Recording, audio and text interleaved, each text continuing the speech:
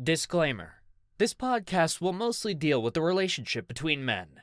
If you as a listener is comfortable with this subject matter, please sit back and enjoy the program. Welcome, listeners, to a night of wonder.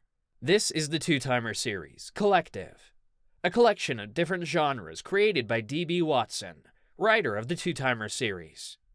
In this program, you will hear a different tale once a week read by me, A.J. Carter. If you enjoy any of these stories, please show your support by ringing that bell, giving a thumbs up, and a follow. Thank you. Part 3. Patrick awoke alone in Adam's den, still covered with the dark blanket that he found comforting, but he did miss being in Adam's strong arms. His naked body purred from being ravished by the lichen. He'd remembered Yuri's tender touch to his skin. Comparing the two men was like comparing a rock to a feather. As much as I missed Yuri's gentle fingers caressing my skin, I craved Adam's stronger and more aggressive approach to lust. I lost count of how many positions Adam put me in, but I wanted to be in them again no matter how I cried out for him to slow down or stop. My cries seemed to energize Adam, who smirked at me like a beast toying with his prey. Patrick sat up, blushing from his perverted thoughts, then felt the ping of hunger overtake him. He searched for his clothes, but didn't see them. He's hunted in the nude with Yuri, but didn't want to do it alone. He rose from the bed that was on the ground and searched the cave for his garments. Adam disrobed him so hastily, flinging his items away and holding Patrick under his gaze that Patrick didn't care at the time and only wanted to feel Adam's mouth on his lips and body. Patrick again blushed from the recollection. He finally gave up and moved to leave when he realized they were deep in a cave. Several caverns surrounded him, but which one was the way out? Patrick recalled Yuri taught him a trait that comes with being a night walker. He listened for the bats that lived in the cave, hearing their chirps, screeches, and songs, which sounded so natural to Patrick. He moved to the correct path when Adam entered, fully transformed into his lichen form, holding a coffin on his shoulder. "Adam," Patrick said, happy that he returned. "Where are you going like that?" he asked, scanning Patrick's body with his blue canine eyes. Patrick's cheeks flushed from Adam's ogling and covered his privates. "Please don't do that. I love seeing your body." Adam lowered the coffin and stepped toward him, shifting back to his naked human form. He gently took Patrick's wrists and moved his hands to his side. "There now, you can see me, and I see you. I feel shy around you." Adam lifted him by the waist so they could see eye to eye. "As much as I love seeing you blush, I want you to be my equal." "Your equal?" Adam nodded. He kissed Patrick's left cheek, then his right, making Patrick smile. "We're two lost souls looking for that connection. I feel I found mine in you." Patrick beamed. "I feel the same way, but we're so different. Do you feel different in my arms?" "No, but I can only live by night. I've always liked working at night.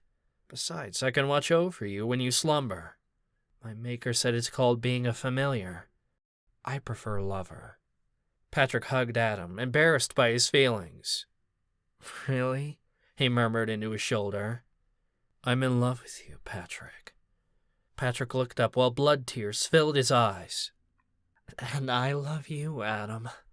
Adam licked the tears from his cheeks and eyes, then kissed him. Patrick savored the hot tongue in his mouth, wanting more from the man when he felt his fangs spreading out. He quickly broke free from the kiss, covering his mouth. Adam didn't flinch as he placed the smaller man down. "You must be starving."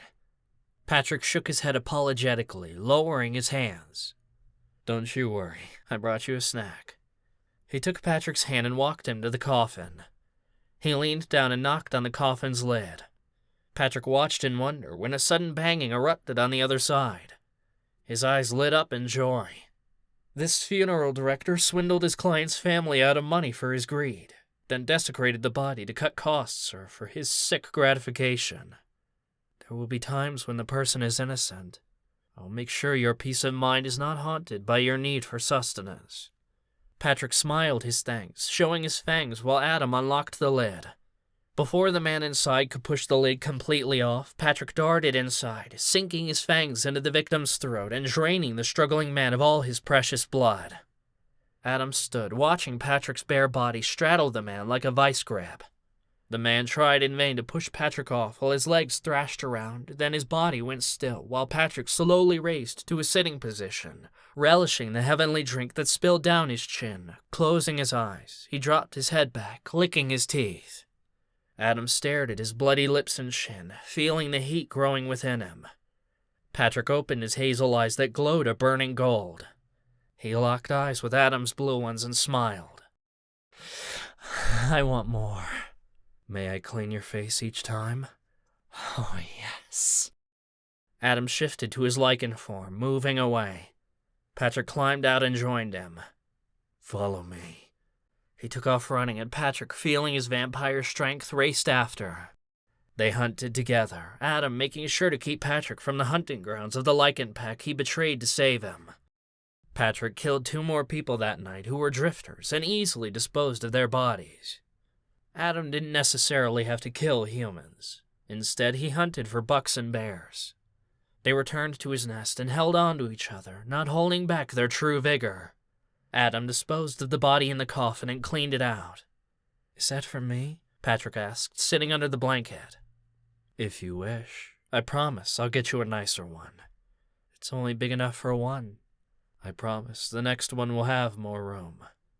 But I won't be in your arms." Adam looked over at him and smiled. He moved to him and climbed under the blanket, taking him into his arms. "Is this better?" Patrick smiled, hugging Adam's chest. "Much." "Okay." Adam weaved his hand through Patrick's curls that bounced between his fingers until he felt Patrick's body go still. He lay there, seeming to stare at the ceiling, but was listening. When out hunting with Patrick, he heard their movement. It was faint, but Adam knew it was the pack. They were now being hunted, most likely for revenge. Outside, the remaining pack of 5 lichens searched for the opening of the cave where Adam allowed the overgrowth to continue to flourish. Thank you for listening. This was a short story by D.B. Watson and read by me, A.J. Carter. If you want to hear more of this story, please leave a comment. You can find the Thriller series at Amazon.com under D.B. Watson/Two-Timer series, on audio at Audible.com, and Kindle Villa. If you would like to hire me, AJ Carter, to narrate your project, you can find me on acx.com/AJ Carter. Thank you, and see you next week.